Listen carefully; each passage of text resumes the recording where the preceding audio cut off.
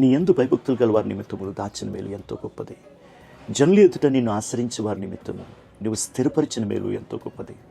31వ కీర్తనలో 19వ వచనంలో కీర్తనకారుడు ఇటు విధంగా చెప్తున్నాడు, దేవుణ్ణి ఆరాధించే వారి నిమిత్తము దేవుణ్ణి ఎక్కడ ఉంచాలో దేవుని యొక్క ప్రాధాన్యమైన స్థానంలో పెట్టి నడిచే ప్రతి ఒక్కరి కొరకు దేవుడు మేలును దాచి ఉంచాడంట.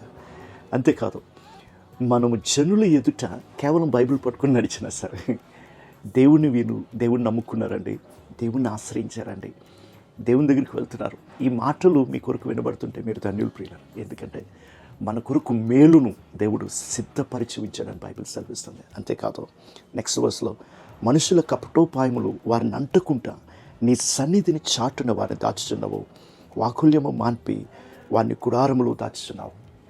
దేవుడు అలాంటి ఆరాధికులను మనుషుల ఎదుట సాక్షులుగా జీవించు ప్రతి ఒక్కరి కొరకు దేవుడు మేలును దాచడమే కాదు, మేలును స్థిరపరచడమే కాదు, మనుషుల యొక్క కన్నింగ్నెస్, ఆ స్కెచెస్ అన్నిటిలోంచి దేవుడు మనల్ని సంరక్షిస్తాడు, మనల్ని కాపాడి ఆయన సన్నిధిని మనల్ని భద్రపరిచి నడిపించేవాడైనాడు. మనము అట్టి భద్రతను కలిగి ఉన్నాం. అంత గొప్ప దేవుణ్ణి మనం కలిగి ఉన్నాం. నా కొరకు మేలు దాచబడింది, మేలు స్థిరపరచబడింది. మనము తప్పింపబడి స్థిరులమై ఆయన సన్నిధిలో ఉంటాం. దేవుడు నామమునకు మహిమ కలుగును గాక. ఆమేన్.